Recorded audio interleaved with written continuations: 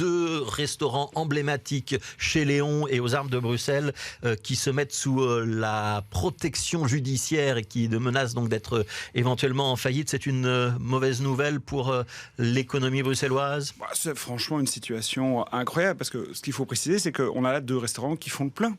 Dont la clientèle est au rendez-vous et qui se portent bien et qui sont obligés de se mettre sous protection judiciaire pour éviter d'être cités en faillite. Par qui? Par l'État fédéral ou en tout cas par l'ONSS. Et donc c'est le résultat un peu de l'inaction coupable du gouvernement fédéral qui, au moment de la crise Covid, n'a fait que des reports de charges, parce que ce sont des charges dues à la période Covid aujourd'hui, qui n'a pas suffisamment protégé les entreprises par rapport à la hausse des coûts de l'énergie et qui, aujourd'hui, sont confrontées en plus à l'indexation des salaires.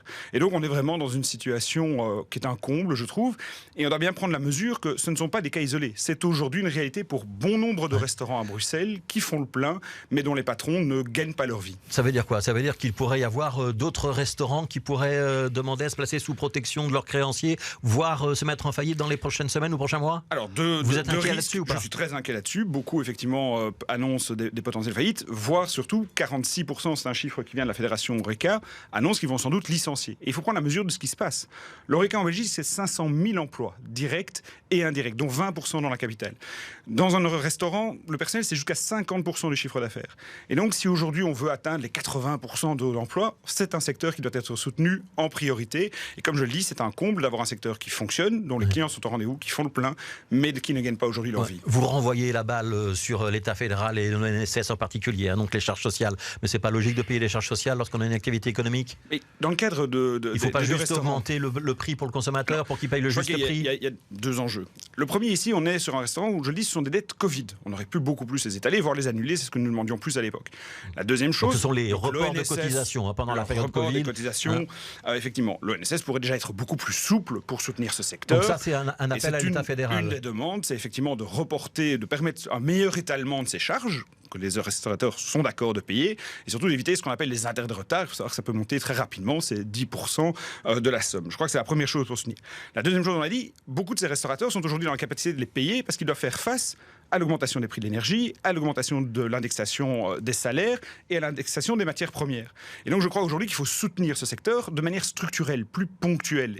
Et je crois qu'une des bonnes manières de soutenir ce secteur et de faire en sorte que ça soit positif pour tout le monde, c'est d'augmenter, il y a une prime qui existe, une réduction des cotisations patronales, ce que paye le patron quand il paye son travailleur, et d'augmenter cette prime qui est liée à l'utilisation en fait de la caisse intelligente, pour s'assurer que le personnel soit déclaré, d'augmenter cette prime à 1 000 € par trimestre pour 10 ETP.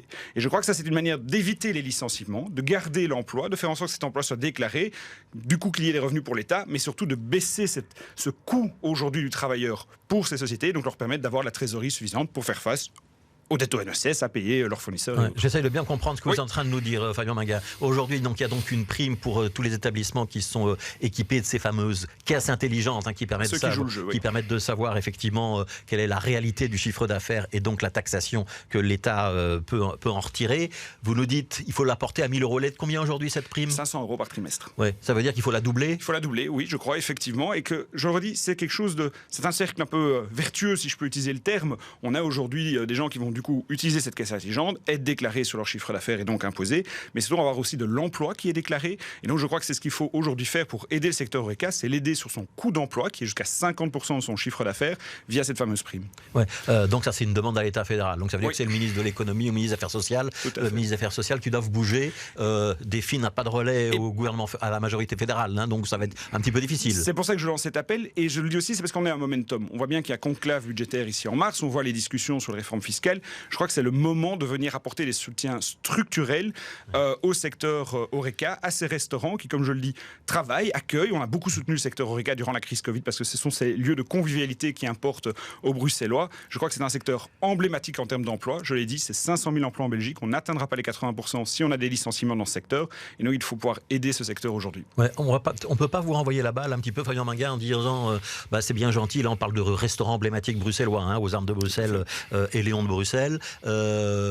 c'est pas à la région bruxelloise, voire à la ville de Bruxelles d'aider un petit peu? Est-ce que par exemple les difficultés de circulation liées à Good Move ont un rapport avec la situation de ces restaurants ou pas? Je leur dis, ce sont des restaurants qui font le plein, donc ça n'a rien à voir avec Good Move. Deux, je crois par contre, et la région le fait, je l'ai dit, un des deuxièmes grands impacts, c'est la crise énergétique. Tout le monde voit sa facture augmenter, c'est le cas aussi pour ces entreprises. La région va débloquer ici mi-mars 113 millions d'euros pour venir couvrir la différence d'augmentation du coût de l'énergie. Donc je crois que chaque niveau est compétent pour certaines parties. Cette question fiscale est de compétence fédérale. Et je le dis aussi, c'est le fédéral qui cite en faillite beaucoup d'entreprises à travers l'ONSS. Ouais. Je crois qu'il faut plus de souplesse et un soutien structurel. Il y avait eu un moratoire sur les faillites pendant la période Covid. Ça veut dire qu'on est en train de payer la fin de ce moratoire? Mais ici, on est effectivement en train surtout de payer ce qui a été, c'est-à-dire des reports de charges. Et aujourd'hui, ce sont des gens qui ne veulent bien payer leurs charges, mais qui n'en ont plus les capacités de trésorerie. Mais quand on demande à être mis sous protection, ce qu'ont demandé ces deux restaurants dont on parle, ça veut dire qu'on se donne aussi du temps pour pouvoir rembourser, avoir un étalement de dette. Ça veut dire qu'au bout, on va sortir du tunnel pour Léon et pour les Armes de Bruxelles? Je le crois, mais je le crois que ce serait encore plus facile si on pouvait aider structurellement le secteur en baissant les charges patronales. Mais je repose ma question, est-ce que c'est pas à la ville d'aider aussi? On le fait, honnêtement dit, on a mis en place, que ce soit les extensions terrasses, toute la politique d'accompagnement de nos Horeca, on a beaucoup travaillé sur les taxes terrasses aussi pour essayer d'aider le secteur et sa trésorerie. On a mis des primes Horeca en place durant la crise Covid. Donc on a fait notre travail. Aujourd'hui, ce sont des mesures structurelles dont le secteur a besoin. C'est d'ailleurs une demande qui est relayée par la fédération Horeca Bruxelles que j'ai rencontrée. Et donc je crois que aujourd'hui, on n'est plus dans de l'aide ponctuelle, on est dans une aide structurelle d'un secteur à ce point capital pour l'emploi en Belgique. Voilà, donc demande de doubler la prime pour les honnêtes restaurateurs qui s'équipent donc de caisses intelligentes qui permettent de contrôler la réalité de leur chiffre d'affaires.